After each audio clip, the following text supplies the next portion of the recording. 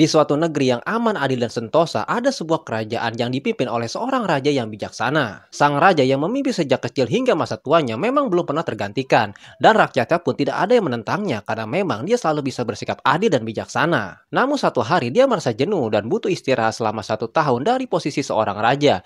Namun uniknya dia tidak mau mewariskan tahta kerajaan itu kepada anak keturunannya, tapi justru dia melakukan sayembara untuk mencari siapa yang pantas untuk diwariskan menjadi seorang raja. Maka pengumuman itu pun disebarkan ke seluruh penjuru negeri. Siapapun boleh menjadi raja, mulai dari rakyat jelata sampai kaum bangsawan. Tetapi ada dua syarat yang harus dijalani. Syarat pertama, dia akan dijadikan raja selama setahun.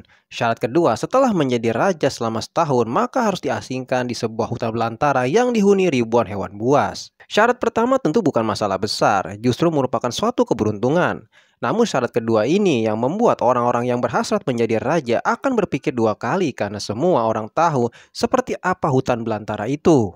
Karena itulah sayembara tersebut belum ada yang berani mengajukan diri menjadi raja. Sampai akhirnya datang seorang pemuda yang menyatakan kesanggupannya menjadi raja dan menerima dua syarat tersebut. Pemuda ini sebenarnya adalah pemuda biasa yang ingin merasakan bagaimana nikmatnya menjadi raja karena selama ini ia hidup pas-pasan.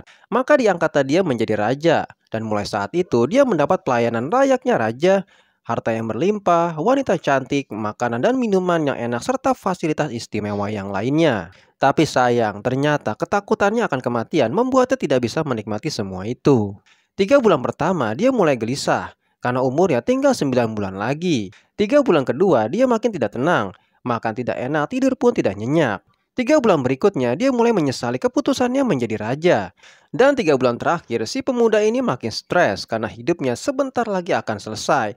Dan kesenangannya yang dicari selama ini tidak bisa ia rasakan. Ketika masa jabatannya sebagai raja sudah berakhir, lalu dia dibuanglah ke hutan belantara.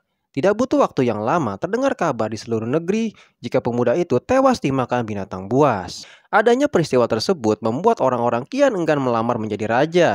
Tapi ternyata masih saja ada pemuda lain yang ingin melamar menjadi raja. Maka diangkatlah pemuda kedua ini menjadi raja. 3 bulan pertama menjadi raja, ia puas-puaskan berpesta karena sadar hidupnya tidak akan lama lagi. 3 bulan kedua dan berikutnya hari-hari ia habiskan dengan berfoya-foya dan pesta pora. 3 bulan berikutnya dia pun mengadakan pesta yang makin gila-gilaan. Dia hanya ingin bersenang-senang sebelum mati setelah jabatan sebagai raja berakhir. Minimal sebelum mati dia sudah bisa merasakan nikmatnya duniawi dan menjadi seorang raja. Dan ketika masa jabatannya habis, dibuanglah dia ke hutan belantara. Dan tidak butuh waktu lama terdengar kabar bahwa si pemuda kedua ini tewas ditekam hewan buas. Tubuhnya dicabik-cabik dan jadi rebutan para singa. Peristiwa ini membuat banyak orang melupakan mimpi menjadi raja. Mereka masih penasaran apakah masih ada orang yang cukup bodoh untuk melamar menjadi raja. Satu hari Abu Nawas mampir ke negeri tersebut dengan tujuan menemui sahabat lamanya yang merupakan penduduk asli sana. Sesampainya di negeri itu dengan penuh kehangatan Abu Nawas disambut oleh temannya. Mereka berdua saling melepas kangen satu sama lain. Di sela-sela obrolannya, Abu Nawas merasa iba dengan kondisi sahabatnya ini. Ia kini hidup miskin, tinggal di gubuk kecil dan hanya seorang diri. "Mana istrimu?" tanya Abu Nawas. "Semenjak aku jatuh miskin, dia pergi meninggalkanku." "Ya sudah, ya sabar ya. Yang penting kamu jangan pernah tinggalkan sholat. Dan jangan lupa berdoa kepada Allah, agar Allah membuka pintu rizki untukmu." "Alhamdulillah, aku tidak pernah tinggalkan sholat. Bahkan aku sekarang rajin berpuasa sunnah." "Oh iya? Ngomong-ngomong, mana nih makanannya? Dari tadi kenapa belum keluar?" "Maaf Abu Nawas, aku sudah tidak punya apa-apa. Aku sendiri kadang sehari makan, kadang tidak." Mendengar hal itu membuat hati Abu Nawas makin tersenyum. "Kenapa kamu tidak mencari kerja? Upahnya kan bisa kamu beli makanan. Setiap hari aku keluar untuk mencari pekerjaan, tapi belum juga dapat. Ya mungkin belum rezeki. Tapi kalau aku mau nekat sih, sebenarnya aku bisa. Bahkan aku bisa menjadi seorang raja dan kaya raya. Tapi itu hanya sementara. Setelah itu aku akan mati, diterkam binatang buas di hutan belantara." "Maksudmu bagaimana?" tanya Abu Nawas. Kemudian sahabatnya memberitahu tentang sayembara yang diadakan sang raja. Mendengar sayembara tersebut, Abu Nawas terdiam sejenak. Tiba-tiba terlintas di benak Abu Nawas sebuah ide yang cemerlang. "Kamu ingin hidup kaya? Aku akan membantumu. Sekarang juga antarkan aku ke hadapan rajamu. Aku mau mendaftar menjadi raja," ucap Abu Nawas. "Kamu gila ya?" "Jangan Abu Nawas. Sudahlah, ikuti saja perkataanku." Maka diantarlah Abu Nawas ke istana untuk menemui sang raja. "Ada perlu apa kalian datang kemari?" tanya sang raja.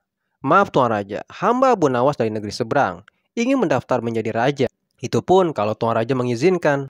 Oh, tentu saja boleh. Siapapun dipersilakan menjadi raja. Tapi ada dua syarat yang harus dijalani. Hamba siap paduka yang mulia. Tapi hamba minta satu permintaan. Izinkan sahabat hamba menjadi pengawal pribadi hamba selama hamba menjadi raja. Oh, silakan saja. Saat menjadi raja selama setahun, kau berhak atas segala sesuatu, termasuk mengatur semua prajurit kerajaan beserta para menteri. Tapi ketika masamu menjadi raja berakhir, sahabatmu juga harus ikut dibuang ke hutan belantara, timpal seorang raja. Sahabat Abu Nawas ini awalnya kaget dan sempat menolak dijadikan pengawal pribadinya. Namun akhirnya Abu Nawas berhasil membujuknya. Mendengar ada yang melamar lagi jadi raja, membuat masyarakat penasaran.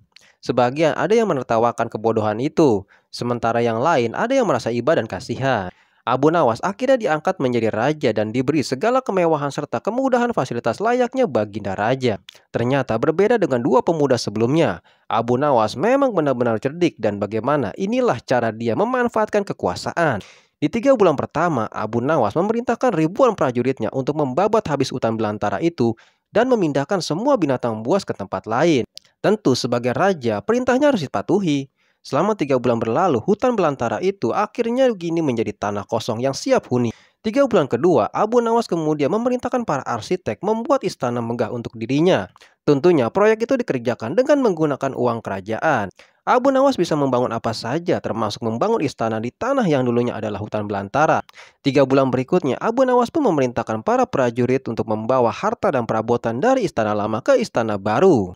Dan di 3 bulan terakhir, Abu Nawas menawarkan kepada masyarakat siapa saja yang mau pindah di wilayah istananya, maka akan dibuatkan rumah dan diberi modal untuk berdagang. Tawaran itu pun tentu tidak disia-siakan warganya. Banyak orang yang mendaftarkan diri untuk pindah ke sekitaran istana Abu Nawas. Akhirnya habislah masa jabatan Abu Nawas sebagai seorang raja. Dan sesuai perjanjian, Abu Nawas dan sahabatnya pun harus dibuang ke hutan belantara.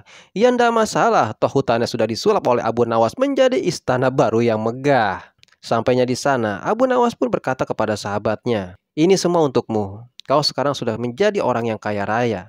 Tapi ingat pesanku, jangan lupa bersedekah." Sahabatnya itu pun terkejut bukan main. Ia langsung merangkul Abu Nawas dan mengucapkan terima kasih. "Engkau memang baik Abu Nawas." Akhirnya Abu Nawas pun pamit dan kembali ke negerinya.